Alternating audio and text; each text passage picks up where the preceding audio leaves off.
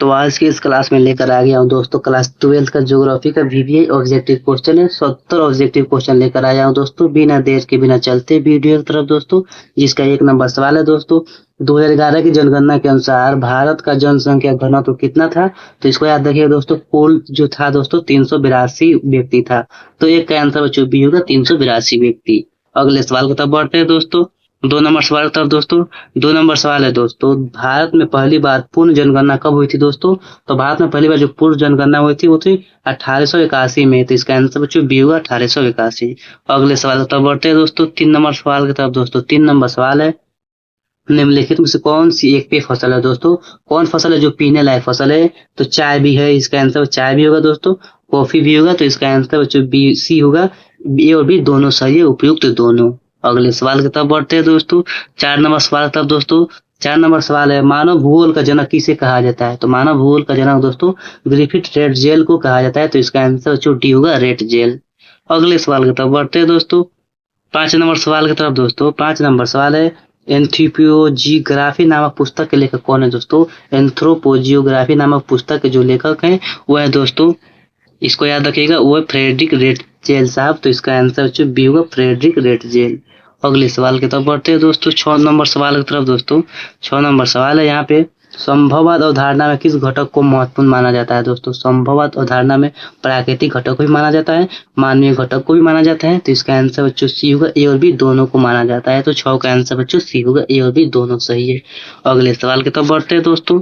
7 number सवाल की तरफ दोस्तों। 7 नंबर सवाल है, निश्चयवाद या पर्यावरणीय निश्चयवाद के विचारक कौन है दोस्तों? निश्चयवाद और पर्यावरणीय निश्चयवाद के विचारक कौन है? तो इसको याद रखिए दोस्तों, वो कांट है साहब है, हमबोल्ट साहब है, रिटर साहब है। तो इसका आंसर जो डी होगा, उपयुक्त सभी हैं जो निश्चयवाद और पर्यावरणीय निश्चयवाद के विचारक हैं। अगले सवाल की तरफ बढ़ते हैं दोस्तों।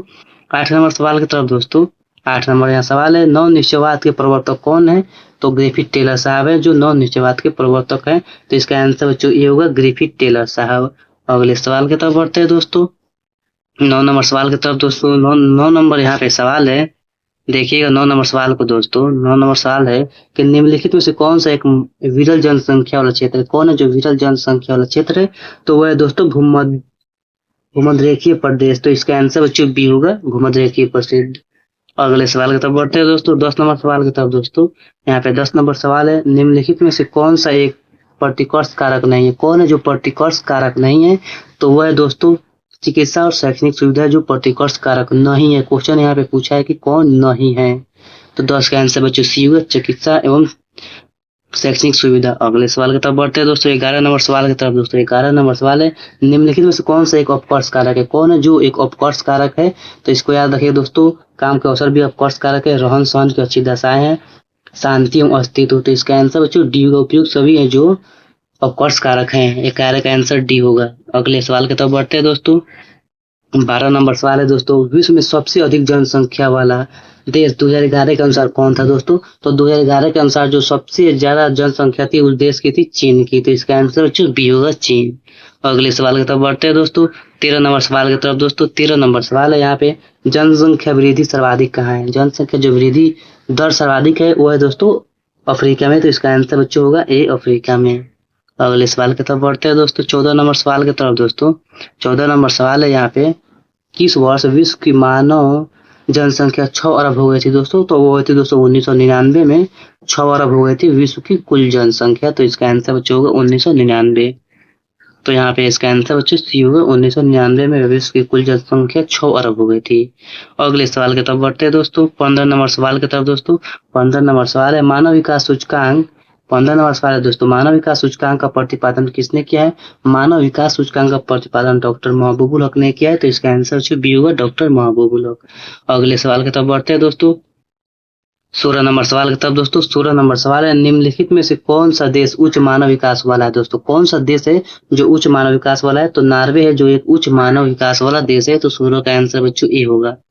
अगले सवाल की तरफ बढ़ते हैं दोस्तों। 17 नंबर सवाल की तरफ, जिसका 1 नंबर सवाल है दोस्तों, मानव विकास का कौन सा स्तंभ नहीं है? मानव विकास का कौन है जो स्तंभ नहीं है? तो इसको याद रखिएगा दोस्तों, जनसंख्या जो मानव विकास का एक स्तंभ नहीं है। तो 17 का आंसर डी होगा। अगले सवाल की तरफ बढ़ते हैं दोस्तों। 18 नंबर सवाल की तरफ दोस्तों, निम्नलिखित में से कौन सी रोपण फसल नहीं है? कौन है जो एक रोपण फसल नहीं है दोस्तों? कॉफी एक रोपण फसल है, गन्ना रोपण फसल है, गेहूं रोपण फसल नहीं है, तो इसका आंसर बच्चों होगा गेहूं है जो एक रोपण फसल नहीं है। क्वेश्चन पूछा है रोपण फसल कौन नहीं है, तो इसको याद रखिएगा दोस्तों, गेहूं है एक रोपण फसल नहीं है, तो 18 का आंसर सी होगा। अगले सवाल की तरफ बढ़ते हैं दोस्तों। 17 नंबर सवाल 19 नंबर सवाल है, सहकारी कृषि सबसे अधिक कहाँ प्रचलित रही, तो डेनमार्क में सबसे ज़्यादा प्रचलित रही है, तो इसका आंसर बच्चों होगा बी डेनमार्क। अगले सवाल की तरफ बढ़ते हैं दोस्तों। 20 नंबर सवाल है दोस्तों, यूरोप के लोग किस प्रकार की कृषि को बढ़ावा देते हैं, तो सबसे ज़्यादा जो यूरोप के लोग होते हैं वो मिश्रित कृषि को बढ़ावा देते हैं, तो इसका आंसर बच्चों ये होगा मिश्रित कृषि।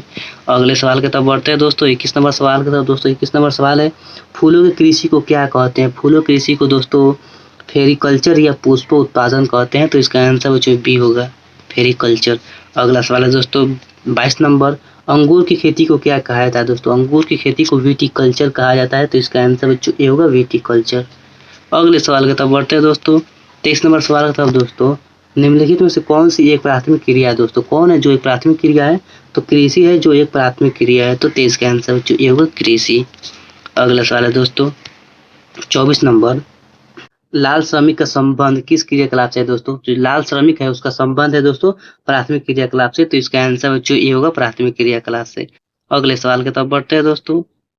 25 नंबर सवाल है, जंग का कटोरा किस क्षेत्र को कहा जाता है दोस्तों, जंग का कटोरा कहा जाता है वो पीटर्सबर्ग को कहा जाता है, तो इसका आंसर बच्चों ये होगा पीटर्सबर्ग। अगले सवाल की तरफ बढ़ते हैं दोस्तों। 26 नंबर सवाल है दोस्तों, निम्नलिखित में से कौन सा एक द्वितीय क्रियाकलाप नहीं है, कौन है जो द्वितीय क्रियाकलाप नहीं है, तो वह दोस्तों मछली पकड़ना द्वितीय क्रियाकलाप नहीं है, तो 26 का आंसर बच्चों ये होगा। अगले सवाल की तरफ बढ़ते हैं दोस्तों। 27 नंबर सवाल की तरफ दोस्तों। 27 नंबर सवाल है, निम्नलिखित में से कौन सा एक तृतीय क्रियाकलाप है दोस्तों, तो व्यापार और सेवाएं जो तृतीय क्रियाकलाप है, 27 का आंसर बच्चों बी होगा। अगले सवाल की तरफ बढ़ते हैं दोस्तों। 28 नंबर सवाल की तरफ दोस्तों, विश्व का सबसे बड़ा तृतीय क्रियाकलाप कौन है दोस्तों, तो विश्व का जो सबसे तृतीय क्रियाकलाप है वो है दोस्तों पर्यटन है, तो इसका आंसर बच्चों बी होगा पर्यटन। अगले सवाल की तरफ बढ़ते हैं दोस्तों। 29 नंबर सवाल है, बिग इंच पाइपलाइन के द्वारा क्या परिवाहित किया जाता है दोस्तों, तो पेट्रोलियम को किया जाता है, तो इसका आंसर बच्चों होगा सी पेट्रोलियम को, बिग इंच पाइपलाइन के द्वारा पेट्रोलियम को भेजा जाता है, तो 29 का आंसर सी होगा। अगला सवाल है दोस्तों 30 नंबर सवाल है, सुएज नहर किन दो सागरों को जोड़ती है, तो सुएज नहर दोस्तों भूमध्य सागर को लाल सागर से जोड़ती है, तो इसका आंसर बच्चों ए होगा। अगले सवाल की तरफ बढ़ते हैं दोस्तों। 31 नंबर सवाल की तरफ दोस्तों। 31 नंबर सवाल है यहाँ पे, पनामा नहर किन दो महासागरों को जोड़ती है, तो प्रशांत महासागर को अटलांटिक महासागर से जोड़ती है पनामा नहर, तो इसका आंसर बच्चों ए होगा। अगले सवाल की तरफ बढ़ते हैं दोस्तों। 32 नंबर सवाल है, विश्व का सबसे व्यस्तम समुद्री मार्ग कौन सा है दोस्तों, तो वह दोस्तों उत्तरी अटलांटिक समुद्री मार्ग है जो विश्व का सबसे ज्यादा व्यस्त रहता है, तो 32 का आंसर बच्चों ए होगा। अगले सवाल की तरफ बढ़ते हैं दोस्तों। 33 नंबर, ओपेक का मुख्यालय कहाँ है, तो ओपेक का मुख्यालय दोस्तों वियना में है, तो इसका आंसर बच्चों ए होगा वियना। अगले सवाल की तरफ बढ़ते हैं दोस्तों। अगला सवाल है दोस्तों 34 नंबर, विश्व व्यापार संगठन का मुख्यालय कहाँ है दोस्तों, तो वह है दोस्तों जिनेवा में, तो इसका आंसर बच्चों ये होगा जिनेवा। अगले सवाल की तरफ बढ़ते हैं दोस्तों। 35 नंबर, भारत किस व्यापारिक समूह का सदस्य है दोस्तों, कौन है जो भारत का व्यापारिक समूह का एक सह सदस्य है, तो साफ्टा का एक सह सदस्य है, तो इसका आंसर बच्चों ये होगा साफ्टा। अगले सवाल की तरफ बढ़ते हैं दोस्तों। 36 नंबर सवाल की तरफ दोस्तों। 36 नंबर सवाल है, निम्नलिखित में से कौन सा एक स्थल पोताश्रय है दोस्तों, कौन स्थलबद्ध पोताश्रय है, तो विशाखापट्टनम है जो एक स्थलबद्ध पोताश्रय है, तो 36 का आंसर बच्चों ए होगा विशाखापट्टनम। अगले सवाल की तरफ बढ़ते हैं दोस्तों। 37 नंबर सवाल है, भारत का सबसे बड़ा व्यापारिक साझेदार कौन सा देश है दोस्तों, भारत का व्यापारिक साझेदार है संयुक्त राज्य अमेरिका है, तो इसका आंसर बच्चों बी होगा संयुक्त राज्य अमेरिका। अगले सवाल की तरफ बढ़ते हैं दोस्तों। 38 नंबर सवाल की तरफ दोस्तों। 38 नंबर सवाल है, किस नदी घाटी में नदी बस्तियां पाई जाती हैं दोस्तों, तो नदी घाटी में पाया जाता है, इसका आंसर बच्चों होगा बी नदी घाटी में। अगला सवाल है दोस्तों 39 नंबर। 39 नंबर सवाल है यहाँ पे, ग्रामीण बस्ती 39 नंबर सवाल है दोस्तों, ग्रामीण बस्ती में किस प्रकार के प्रतिरूप पाए जाते हैं, ग्रामीण बस्ती में दोस्तों पाए जाते हैं वो ग्रामीण बस्ती में दोस्तों आयताकार भी रहता है, रेखीय भी रहता है, वृत्ताकार भी रहता है, तो इसका आंसर बच्चों डी का उपयोग सभी रहता है। अगले सवाल की तरफ बढ़ते हैं दोस्तों। 40 नंबर सवाल की तरफ दोस्तों, नदियों के डेल्टाओं के सहारे किस प्रकार के प्रतिरूप बस्तियां मिलती है दोस्तों, नदी के सहारे जो बनता है उसे रेखीय प्रतिरूप कहते हैं, इसका आंसर बच्चों बी होगा रेखीय। अगला सवाल है दोस्तों 41 नंबर। 2011 की जनगणना के अनुसार भारत के किस राज्य में जनसंख्या सर्वाधिक थी दोस्तों? तो वह थी दोस्तों उत्तर प्रदेश की जनसंख्या सर्वाधिक थी। तो इसका आंसर बच्चों ए होगा उत्तर प्रदेश। अगला सवाल है दोस्तों 42 नंबर। 2011 की जनगणना के अनुसार किस राज्य की जनसंख्या घनत्व सबसे अधिक है दोस्तों? क्वेश्चन 2011 की जनगणना के अनुसार किस राज्य की जनसंख्या घनत्व सबसे अधिक है? तो इसको याद रखिएगा, बिहार की जनसंख्या घनत्व सबसे अधिक है। तो इसका आंसर बच्चों ए होगा। अगले सवाल की तरफ बढ़ते हैं दोस्तों। 43 नंबर सवाल है, भारत के किस राज्य में साक्षरता दर सबसे अधिक है दोस्तों? तो केरल का साक्षरता दर सबसे अधिक है। तो इसका आंसर बच्चों ए होगा केरल। अगला सवाल है दोस्तों 44 नंबर। भारत में राज्यों की कुल संख्या कितनी है? तो भारत में राज्यों की कुल संख्या 28 है। तो इसका आंसर बच्चों ए होगा 28। अगला सवाल दोस्तों 45 नंबर सवाल है, निम्नलिखित में से कौन सा एक नगर प्रशासकीय नगर है? कौन है जो एक नगर प्रशासकीय नगर है? तो वह दोस्तों दिल्ली। तो इसका आंसर बच्चों ये होगा दिल्ली। अगले सवाल की तरफ बढ़ते हैं दोस्तों। 46 नंबर सवाल है, निम्नलिखित में से कौन सा एक औद्योगिक नगर है? तो जमशेदपुर है एक औद्योगिक नगर है। तो 46 का आंसर बच्चों ये होगा जमशेदपुर। अगला सवाल है दोस्तों 47 नंबर सवाल है, हरित क्रांति का सबसे अधिक प्रभाव किस फसल पर पड़ा है? तो गेहूं पर पड़ा है। तो इसका आंसर बच्चों ये होगा गेहूं। अगले सवाल की तरफ बढ़ते हैं दोस्तों 48 नंबर। शुष्क कृषि में कौन सी फसल नहीं बोई जाती है? शुष्क कृषि में दोस्तों गन्ना को नहीं बोया जाता है। तो इसका आंसर बच्चों डी होगा गन्ना। अगला सवाल है दोस्तों 49 नंबर। भारत में चाय का सबसे बड़ा उत्पादक राज्य कौन है दोस्तों? भारत में चाय का सबसे बड़ा उत्पादक राज्य असम है। तो इसका आंसर बच्चों ये होगा असम। अगले सवाल की तरफ बढ़ते हैं दोस्तों 50 नंबर।